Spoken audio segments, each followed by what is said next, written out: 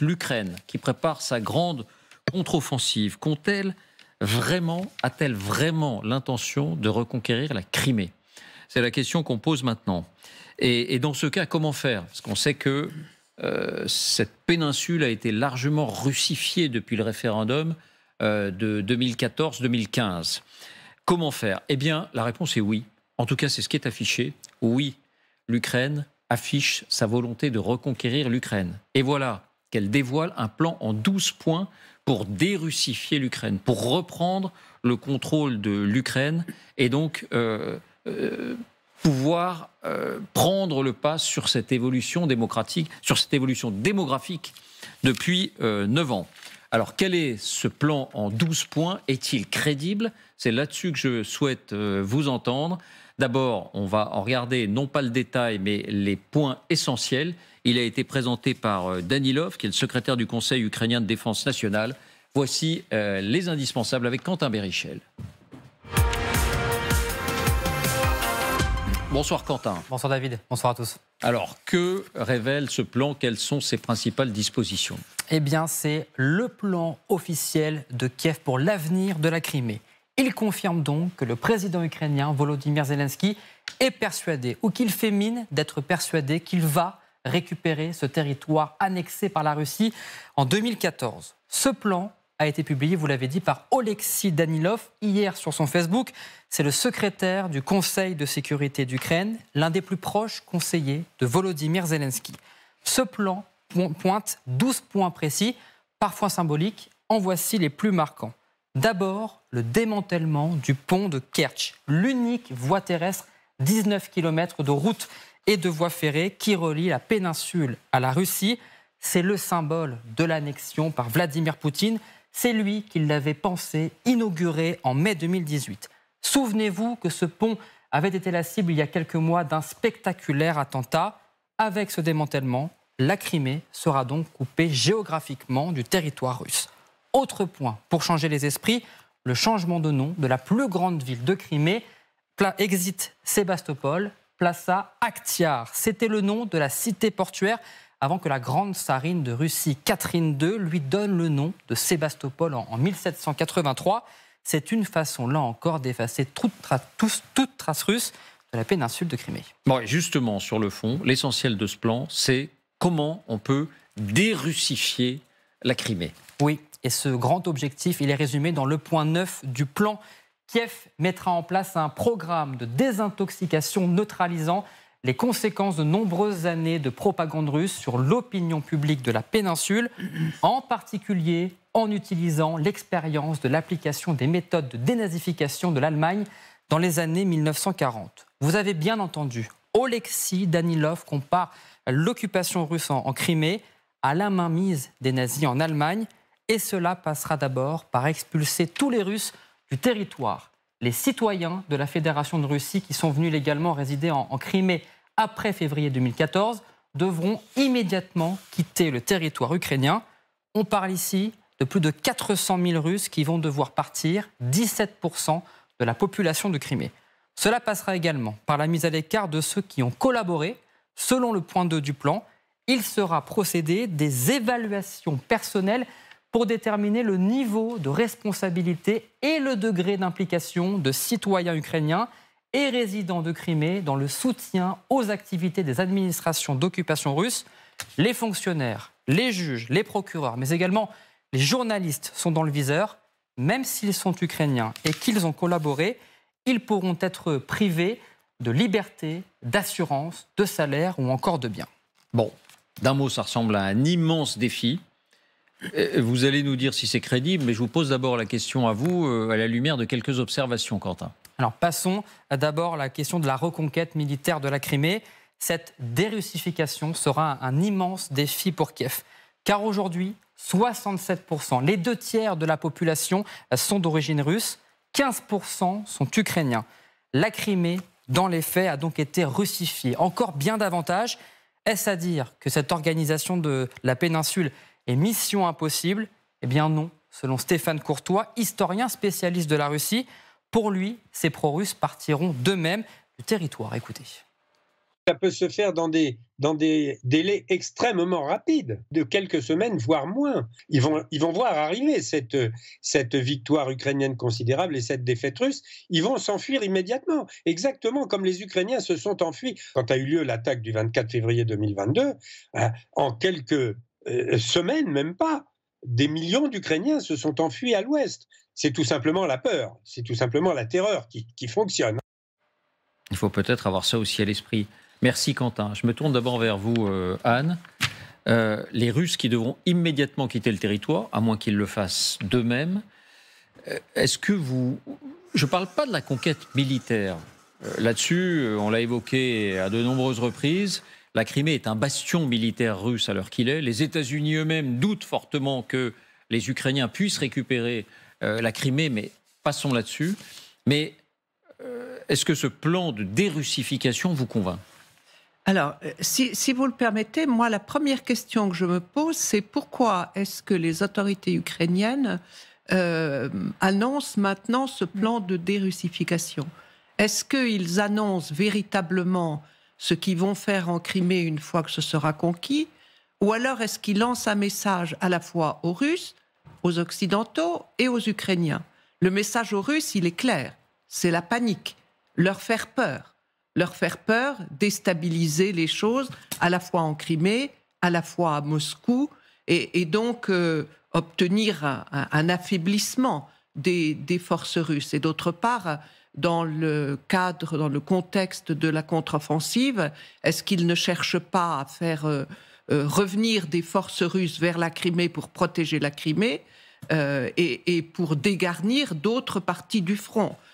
Voilà, ce sont des hypothèses, mais en tout cas, le message aux Russes, il est, me semble-t-il, multidimensionnel et très clair. Aux Occidentaux et aux Ukrainiens, le message, c'est voilà, la détermination du pouvoir ukrainien est totale. Nous continuons cette guerre et nous la gagnerons. Donc ça veut dire essentiellement peut-être une fonction de communication, d'émission de messages, comme vous dites. Ça fait partie de la guerre, des outils de la guerre. Mais sur le fond, est-ce que ça veut dire sur le fond, il faut d'abord parler des mouvements de population. Les Soviétiques, les Russes ont toujours organisé des déportations, pas appelons les choses par leur nom. C'est-à-dire que quand ils ont annexé les pays baltes, ils ont déporté des Estoniens, des Lettons, des Lituaniens et ils ont fait immigrer des Soviétiques et beaucoup de Russes. Ce sont les descendants de ces Russes, de ces ex-Soviétiques qui sont aujourd'hui présents particulièrement en Estonie et en Lettonie. En Crimée, les Soviétiques ont détatarisé la Crimée, ne l'oublions jamais. C'est une terre historiquement tatare et non pas comme les Russes l'ont beaucoup prétendu une terre russe. Et donc ils ont détatarisé et la population de la Crimée n'est majoritairement russe que depuis la déportation des Tatars au moment de la Seconde Guerre mondiale, soi-disant pour des faits de collaboration avec l'ennemi nazi. Donc, et ça s'est encore renforcé après 2014-2015, après le référendum. Bien sûr, et donc les mouvements de population et les déportations, les Russes savent très très bien ce que c'est, et toutes les populations de la région. Et donc, je ne sais pas si, comme le dit Stéphane Courtois, les Russes vont s'enfuir, les pro-Russes vont s'enfuir à toutes jambes, mais il y en a certainement, en effet, beaucoup qui partiraient s'il y a une victoire ukrainienne en Crimée. C'est ça. Donc pour vous, les choses ne sont pas figées, même d'un point de vue démographique, et la dynamique de l'histoire a déjà montré que ça pouvait aller très vite. Il ne faut pas l'exclure. Alors très vite, je ne sais pas, parce que les problèmes seront immenses. Parlons par exemple des maisons qui auront été achetées, des bâtiments qui auront été achetés par les Russes. Ce sont des problèmes juridiques. S'ils s'enfuient à toutes jambes, s'ils s'enfuient tout court, il va y avoir des problèmes de toutes sortes qui vont se poser. Ça va être une affaire très compliquée. Je ne doute pas que les Ukrainiens se penchent sur la question dans tous les territoires annexés, mais particulièrement dans ceux qui sont annexés depuis 2014. Maintenant, ça fait 9 ans, c'est-à-dire particulièrement la Crimée, mais aussi la partie du Donbass qui a été annexée en 2014. Ceci étant, vous avez commencé, où Quentin a dit Zelensky veut ou fait semblant de vouloir récupérer la Crimée. Moi, je présenterais les choses un peu différemment. Je dirais que Zelensky n'a pas le choix parce que la population ukrainienne est massivement déterminée à récupérer la Crimée. Et donc, Zelensky, en fait, est pris par sa population. Mais c'est vrai que si on se souvient des déclarations de ce même Zelensky au tout début de la guerre, alors l'Ukraine n'était pas dans la même position. Elle se sentait menacée dans son existence même. Mais Zelensky disait... la Crimée, peut-être qu'il faudra négocier un statut spécial, on verra. Et ça n'est qu'à partir du moment où l'Ukraine a repris un peu le contrôle militaire de la situation et qu'elle a au moins empêché les Russes d'avancer, qu'à ce moment-là, un autre discours s'est fait entendre sur « nous récupérerons tous les territoires perdus », y compris la Crimée, Christine. Mais c'est un message aussi, comme l'a dit Anne de Tinguy, à destination des Occidentaux. Souvenons-nous de l'indifférence complète avec laquelle Moscou a annexé la Crimée en 2014. Il n'y a pas eu un haussement de sourcils. Il y a eu des sanctions. Il y a eu des sanctions, mais je veux dire, c'était manifestement au regard du droit international et des soi-disant sacro-saints principes des Nations Unies. Je signale en passant que c'est la Russie qui préside depuis le 1er avril le Conseil de sécurité. Je referme cette parenthèse. Mais cette annexion de la Crimée, les Occidentaux, et on a entendu force experts expliquer, mais la Crimée est russe depuis la nuit des temps. C'était pas la voix majoritaire quand même, en France notamment. Et aujourd'hui encore, cette annexion aujourd'hui n'est pas reconnue par la communauté internationale. Non, certes, elle n'est pas reconnue internationalement, mais dans les faits, reconnaissons que ça n'a pas suscité un énorme émoi. Et donc là, bien évidemment, il y a déjà eu des propos, notamment du chef d'état-major américain, il y a 2 ou 3 mois, si je ne m'abuse, sur une base militaire américaine en Allemagne, où il a dit « attention, sur la Crimée, ne nous précipitons pas ». Et donc Zelensky n'a pas d'autre choix, bien évidemment, pour encourager l'effort de guerre surhumain que livre sa population, et à un moment où, à en croire en tout cas un papier intéressant du journal Le Monde cet après-midi, la difficulté pour l'armée ukrainienne de continuer à enrôler des gens, il faut qu'ils trouvent les moyens de continuer à galvaniser son et ça peuple. en fait partie. Ça en fait évidemment. Il ne peut pas dire bon, la Crimée, on verra plus tard. Ça, c'est sûr. Dominique ? Oui, deux points. D'abord sur la Crimée. Oui, je suis tout à fait dans ce sens-là. Ça reste un gros point d'interrogation pour les Occidentaux. Faut-il aller jusque-là ou pas, etc. Il y a beaucoup de gens en discutent. À cause notamment de la composition démographique d'aujourd'hui. Parce que la Crimée, c'est le langage russe qui est passé, est historiquement, entre guillemets, russe.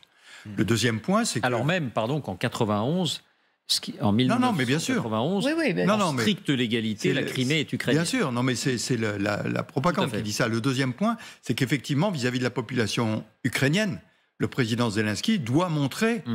il ne lâche rien. Il ne lâche rien, il va jusqu'au bout. En revanche, sur les problèmes de transfert des populations ou de déportation, comme on veut, on ne parle jamais de Kaliningrad. Je rappelle que c'est une enclave russe au sein de l'Union européenne, parce que les Allemands ont été renvoyés de Kaliningrad et remplacés par des Russes. J'ai assisté en Bosnie-Herzégovine au transfert de population entre Croates, Serbes, musulmans, etc. Je peux vous dire que ça se passait sur les routes, où on voyait des gens arriver d'un village, ils me disaient on a un papier qui dit que notre maison elle est dans l'autre village. Et on ne discutait pas parce que c'était la panique et qu'ils avaient peur. Et donc ils partaient et on ne pouvait pas les convaincre qu'il fallait rester. Donc je crois que tous ces arguments, mais aujourd'hui le discours à ce moment-là, comme vous le dites, je pense que c'est essentiellement pour les Occidentaux, j'irai jusqu'au bout, et pour les Ukrainiens, vous voulez reprendre la Crimée, je suis avec vous. Je crois que c'est ça les deux messages. Guéric, l'Ukraine peut-elle et doit-elle reprendre la Crimée, quitte à en passer par ce genre de mesures ? Je pense qu'il y a 2 choses à avoir en tête qui sont cruciales. D'une part, le fait de transférer des centaines de milliers de personnes, éventuellement de les priver de leurs droits, comme prévoit le plan ukrainien. Ça va peut-être poser quand même quelques questions sur le plan de la légalité internationale. C'est-à-dire que ça peut cocher quand même quelques cases de la définition du crime contre l'humanité. Donc il faut garder ça en tête aussi. Carrément crime contre l'humanité. Déplacer des populations, les priver de leurs droits. Elles vivent là depuis quasiment une décennie maintenant. Il faut se poser la question en tout cas. Mais de façon illégale au regard du droit international. De façon illégale, mais elles sont installées. Ce sont des civils. Ce sont des civils. Et c'est toute la difficulté, c'est que quand ça fait 10 ans qu'on est installé quelque part, on peut se dire, il y a un état de fait qui prévaut. Et en même temps, si ces installations étaient illégales, c'est un peu, entre guillemets, facile de la part de l'occupant de faire ces transferts de population pour dire ensuite il y a un état de fait, il ne faut plus y toucher. Exactement. Et deuxième chose essentielle, Vladimir Poutine a toujours dit que la Crimée, c'était sa ligne rouge. Donc reprendre la Crimée, oui, mais dans quel état? C'est-à-dire qu'il a repositionné des armes nucléaires tactiques. Ce sont des petites armes nucléaires qui sont destinées à stopper une offensive, une colonne blindée, par exemple, et qui font énormément de dégâts, malgré leur adjectif de petites. Et donc, il est possible qu'une armée ukrainienne qui envahit la Crimée se retrouve frappée par une arme nucléaire tactique et que la Crimée soit dans un état désastreux à la suite de l'offensive. Bon, pour vous, c'est pas forcément du bluff, ces histoires nucléaires. Non, c'est pas forcément du bluff, puisque les Russes ne considèrent pas l'arme nucléaire tactique comme le début d'une escalade nucléaire. Ils considèrent que c'est une arme de champ de bataille normale et qu'ils peuvent l'utiliser sans rentrer dans le dialogue de la dissuasion nucléaire. Et la Crimée, ça peut être l'enjeu qui les déclenche là-dessus. Le Kremlin et Poutine ont toujours précisé que la Crimée, c'était vraiment leur ligne rouge. C'était l'élément auquel il ne faut pas toucher dans le conflit. On ne va pas remettre sur les plaques ce débat nucléaire parce que c'est sans fin. Là aussi, je voulais simplement vous faire entendre une déclaration de Volodymyr Zelensky sur Vladimir Poutine. Et peut-être comprendre quel est l'état d'esprit qui peut le conduire à oser, d'une certaine manière, affirmer cela. Il visite un village qui a été occupé pendant un mois environ par les forces russes et on lui raconte que dans ce village, 90% de la population a été enfermée, c'est-à-dire 370 habitants. Des femmes, des enfants, des hommes, des vieillards ont été enfermés dans un local de 200 mètres carrés. Dans la cave de l'école. Dans la cave de l'école, exactement. Et Volodymyr Zelensky, son sang ne fait qu'un tour. Et il dit, eh bien voilà à quoi Vladimir Poutine devrait être condamné, entre guillemets. Voilà ce qu'il devrait subir lorsque nous gagnerons cette guerre. 400 людей в Ягідному. Біля 400 людей жило до окупації, і всі люди, 370 людей були в цьому підвалі. В підвалі менше 200 квадратних метрів. В підвалі були 27 днів, вижили стоячи і сидячи. 11 людей загинуло, на жаль, і були малюки, сказали. Тільки одне, побачивши все це, можу побажати президенту Росії провести залишок своїх днів в підвалі і з ведром замість туалета. Ось, в принципі. Montage Mathilde Moreau. Je recommande à ce sujet un reportage du magazine américain Time sur ce drame absolu. Ces gens, et personne ne savait en plus qu'ils étaient enfermés dans cette cave. Apparemment, autour, la région avait été libérée par les forces ukrainiennes. Et donc, quand quelqu'un s'est aperçu que, tiens, il y avait du bruit, ou tiens, il y avait des odeurs pestilentielles émanant de cet endroit. C'est un reportage tout à fait sidérant. Et la colère de Zelensky ? Correspond à l'horreur, encore une fois, décrite par les survivants. Anne ? Mais moi, on n'est plus dans la politique, là. Je veux dire, on est dans les la politique, on est dans l'émotion, et c'est tellement abominable que, en effet, ça mérite justice et punition. Quelle que soit la punition, elle doit être sévère. C'est-à-dire, encore une fois, vous avez raison, c'est la déclaration du moment, la déclaration du cœur des tripes. Zelensky, la semaine dernière, demande à la Chine « Qu'avez-vous vraiment à dire sur une médiation possible entre moi et Vladimir Poutine ?» Et 8 jours après, il dit « Je souhaite que Vladimir Poutine, pour le restant de ses jours, soit dans une cave sans toilette. » Bon, mais oui, mais enfin, la Chine ne lui a pas répondu. Tout à fait. Non, mais je ne suis pas en train de défendre là-dessus Vladimir Poutine ou Dominique, un mot là-dessus. Non, c'est simplement la révolte du président humaine, simplement, devant un tortionnaire. La révolte humaine. Il en a vu d'autres depuis le début de l'offensive, mais c'est vrai que cet exemple-là illustre bien le fait que la population civile est en première ligne et on pensait dans les conflits modernes naïvement que ce serait militaire contre militaire avec des armes précises, des lasers qui guident les missiles, etc. Finalement, on en est à nouveau très loin, c'est un nouvel exemple. Merci Guéric, merci Anne, merci beaucoup.